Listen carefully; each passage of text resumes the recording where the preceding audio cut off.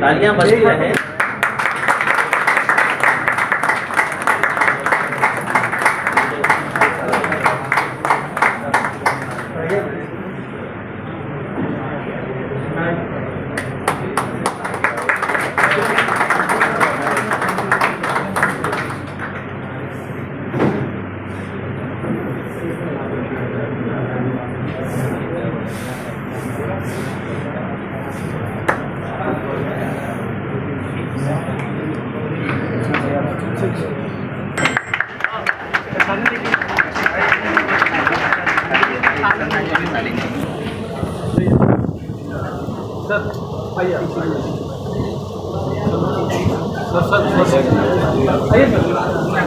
Mobile भाई पीछे हटिए।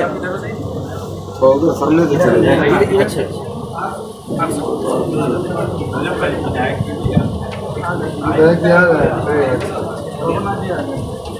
रघुनाथ भाई को हम कल रात को भूले भी आ जाइए। ठीक है।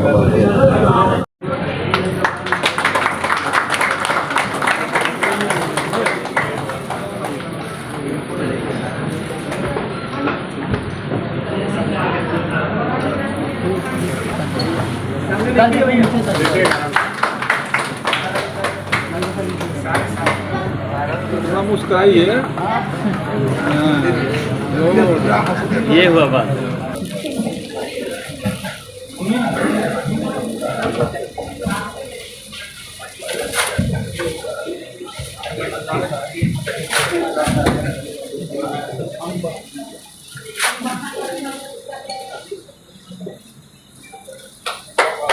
उधर भी देखिए। हाँ सामने बात है कि शेरशाह सूरी हमारे इस बिहार की माटी के जो है लाल थे और इसी माटी में उन्होंने जन्म लिया और जन्म लेने के बाद देश समाज मानवता को उन्होंने जिस तरीके से पेश किया जो एक मिसाल बनता है। आज भी आप देखेंगे उनको जो है मकबरा अभी भी बना हुआ है और ग्रैंड ट्रंक रोड बनाने का उन्हीं का जो है काम है और समाज को किस तरीके से जोड़े हैं और समाज को किस तरीके से जो है एक पटरी पे लाने का उन्होंने काम किया और सुख समृद्धि वाला जो एक शासक के रूप में उनको हम लोग जानते हैं। उसके बाद बहुत दिनों के बाद आज के डेट में हम बोलें तो अगर उसका कुछ न कुछ अगर कोई गुण अगर जो है लाग रखे हुए हैं तो हम समझते हैं कि बिहार सरकार के माननीय मुख्यमंत्री श्री नीतीश कुमार जी के अंदर में जिन्होंने सर्वधर्म सर्वजात समभाव को स्थापित किया। उन्होंने भी शेरशाह सूरी ने भी इसी तरीके का काम किए जिनका आज भी हम लोग नाम लेते हैं और मुझे इस बात का खुशी हो रहा है कि हम लोग इस बिहार की धरती पे और पाटलिपुत्र की जो है धरती पे पहली बार जो है शेरशाह सूरी का यौम वफात मना रहे हैं। बड़ी सौभाग्य की बात है, बड़ी खुशी की बात है।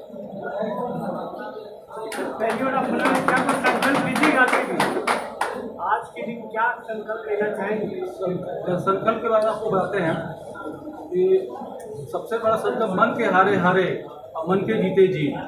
शेरशाह सूरी जब छोटा राजा था मतलब जमींदार था जब वो तो वो राजा बनने के लिए सोचा तो उसके पास वो व्यवस्था नहीं था।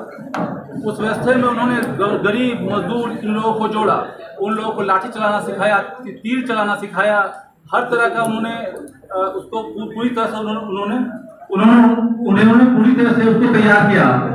जब हुमायूं से लड़ाई हुई तो उसके पास 40,000 फौज था और हमारे बिहार के में राजपूत घराने के लोगों ने उनकी मदद की। बहुत जो फौज थी उनकी वो लगभग ज्यादातर राजपूताना फौज थी और उन 10,000 फौज के साथ 40,000 के लोगों से उन्होंने लड़ा जो बिहार के गरीब थे मजदूर थे उन लोगों को उन्होंने जोड़ा और जोड़ के हुमायूं को जो है मुक्ति खानी पड़ी और यहाँ से भागना पड़ा।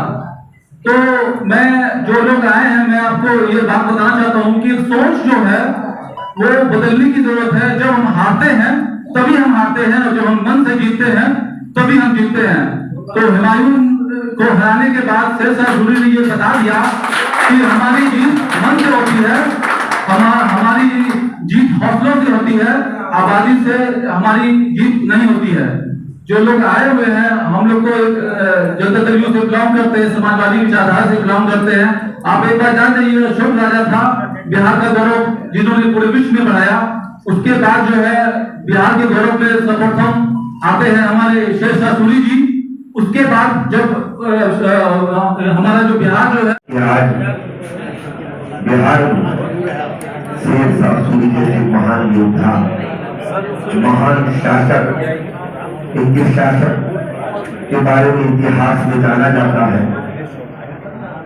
और इनकी शासक जो व्यवस्था थी, उन व्यवस्थाओं के बारे में जो चर्चाएं आप पढ़ते हैं इतिहासों में जो दर्ज है, न्याय व्यवस्थाओं की जो बात हम कहेंगे, शेरशाह सूरी ने न्याय व्यवस्था के लिए अपने बेटे आदिल खान को भी नहीं छोड़ा, उसको भी दंड दिया था। न्याय व्यवस्था के बारे में मैं कहूंगा, उनके यहाँ न्याय व्यवस्था का जो सिस्टम था, जहां वहां किसी को न्याय नहीं मिला तो उनके यहाँ एक अलग व्यवस्था बनाई गई थी कि डायरेक्ट आप सम्राट के दरबार में अपनी बातों को लेकर आ सकते हैं।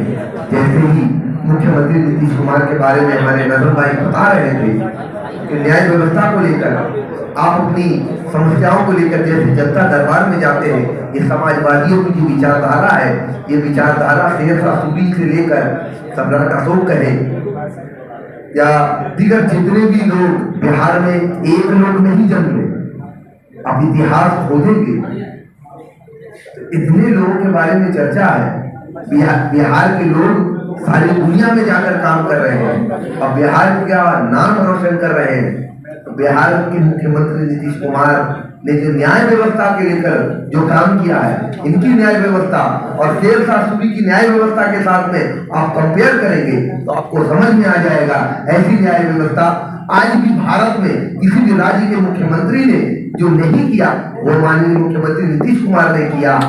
और शेरशाह सूरी जैसे एक योद्धा की तरह अकेले काम किए जा रहे हैं, उनके साथ कोई आए या नहीं आए, उन्हें किसी का परवाह नहीं है।